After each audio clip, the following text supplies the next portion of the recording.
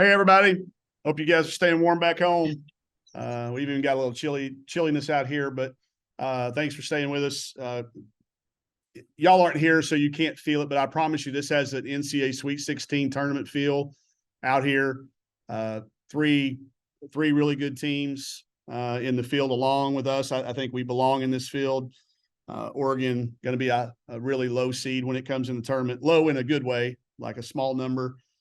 We battled. The fourth quarter will haunt me tonight. I won't sleep much. I'll rewatch it. I hate for us to look up and be up 8 with or 6 or 7 with 8 to play and not be able to get them home. Poor job by me in resting them and being able to play extended minutes into the fourth quarter, and a great job by them. I mean, this is a team that's been in big games. They've won big games. They're a Final Four program. I'm proud of our effort, but disappointed with the result. We knew eventually a loss was coming along the way. I really like how our kids in the locker room responded, and we'll get better from it, but we can't dwell on it very long because another really good opponent waits tomorrow at 1. Ethan?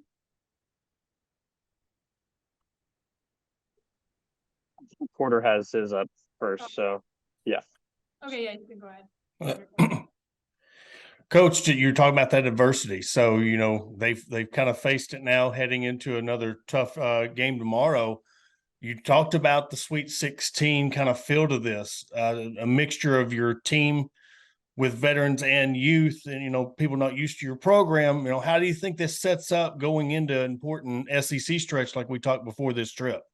I know what we think. I know we know that we're tested.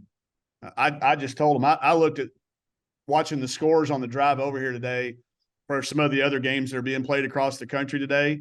I literally had to Google about 6 of the opponents that some people had chosen to play. Like, where is that even a college? Instead, we're playing Oregon and potentially South Florida and Ohio State.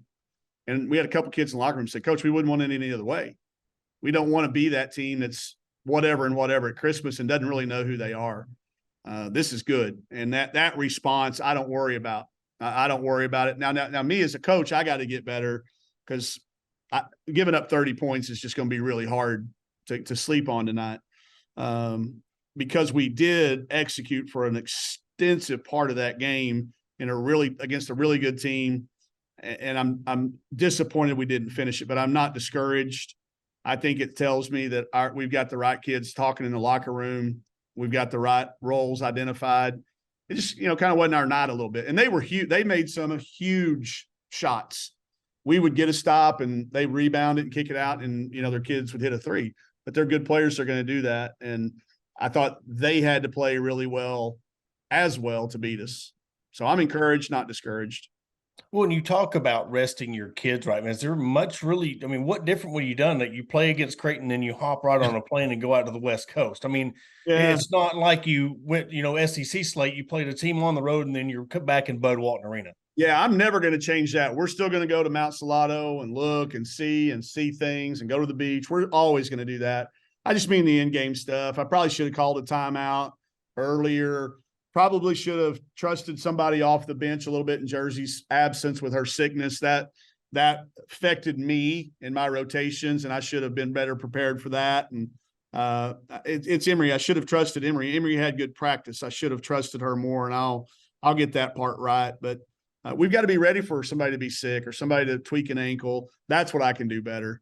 The turnaround time, no, that is what it is, but it'll never change because we've had an amazing experience up here already, and I'm not going to let the result of a game define what this trip was about. So, but we do. I have to get some things fixed, and then I think each individual kid would be telling you the same thing. Hey, there's a turnover here or a rebound I could have gotten. We did talk about how important one possession is, in these games when you're playing against teams like that. Maybe if we get that one rebound, they don't kick it out and hit a 3. Now all of a sudden it's a 1-possession game when Sam hits that 3 at the end instead of a 2-possession game. And those are hard to swallow, but they're valuable learning lessons. And if it doesn't hurt to lose a little bit, then you're probably not interested enough. You probably don't care enough if it's not stinging a little bit. So I'm glad it stung the appropriate amount that we can focus in and improve things rather than point a bunch of fingers and try. We don't change anything. That's what I tell them. We're not changing anything. We're going to have to do what we already do a little bit better. to beat a team that's, been in the Final Four a couple times in the last 5 years. So I think it's a good barometer of where we're at. Last thing for me, just about that 6-minute stretch of, no basket. Was that just attributed to running out of gas or without being there? I mean, was that just how basketball is and just the shots weren't falling? They're out of gas because those are shots they normally hit. And the other part I'll tell you too, not just the shots, we made a couple of uncharacteristic decisions, and I think your mind leaves you when fatigue hits more so than your legs. They're lungs and they're athletes and they fight through that, but your mind, you can't control that brain. Like, Riley passed it to me one time. I was wide open and I thought I could probably knock it down too, but unfortunately, they're not going to let me shoot it. Actually, fortunately, we didn't see the result of that, but I think we made a few mental mistakes in our ball screen coverage. They get 40 points in the paint on us when we were trying to keep that about half of that. We only get to the foul line 14 times, which is, I think, probably going to be a season low for us, if I'm not wrong. But that's a factor of their zone defense as well. And obviously, this becomes the blueprint. Ohio State and South Florida out there watching, two of my really, really good friends. I already know it. I know what could come. Now, Ohio State won't play zone, but Jose might, because this is the blueprint of how you keep them off the foul line. And we only get 10 points from the foul line tonight. That it's not uncommon that we might get nearly that from one person, but I don't want it to overshadow, Sam's near triple double.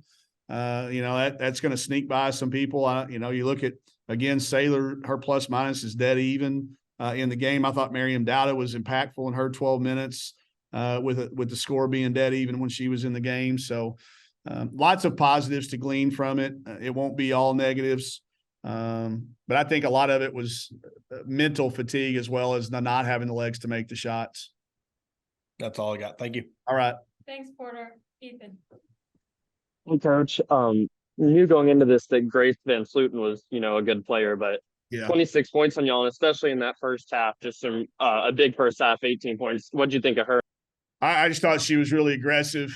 I probably underestimated. I've seen her growing up, seen her play a ton, and she's improved. She's so much quicker than I remember her being.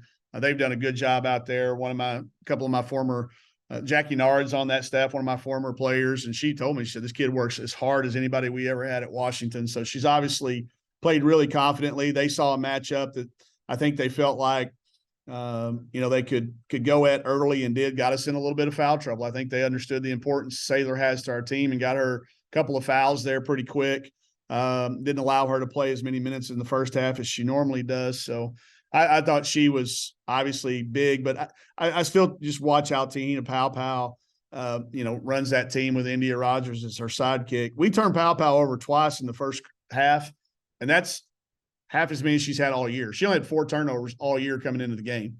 So I think they settled down, her and India Rogers. And then, they get some kids coming off the bench that were just hit a couple of clutch threes. Chance Gray hit 2 massive ones.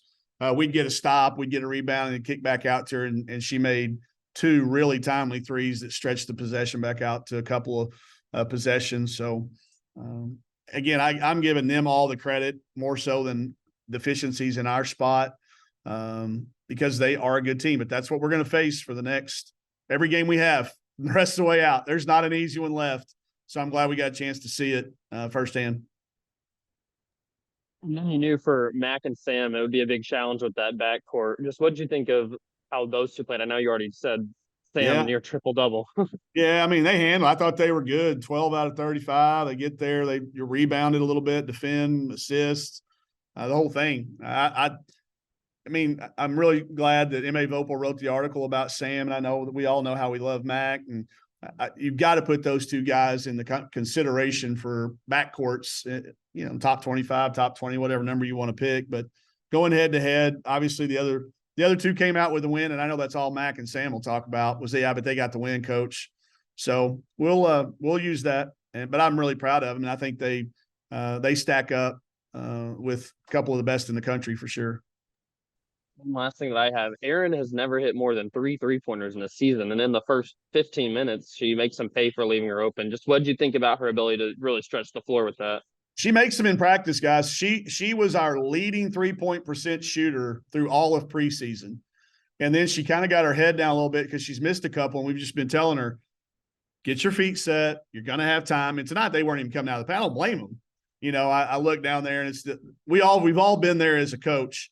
You write down, hey, this kid can't make a three, and then bang, bang, bang, and everybody's looking around.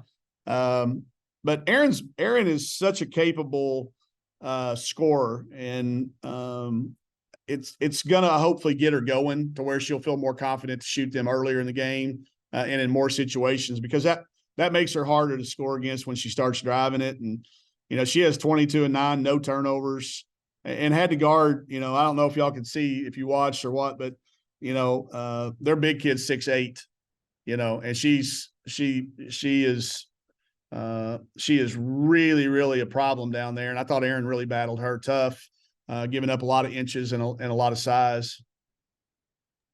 Thanks, Coach. You got it. Thank you, Dudley.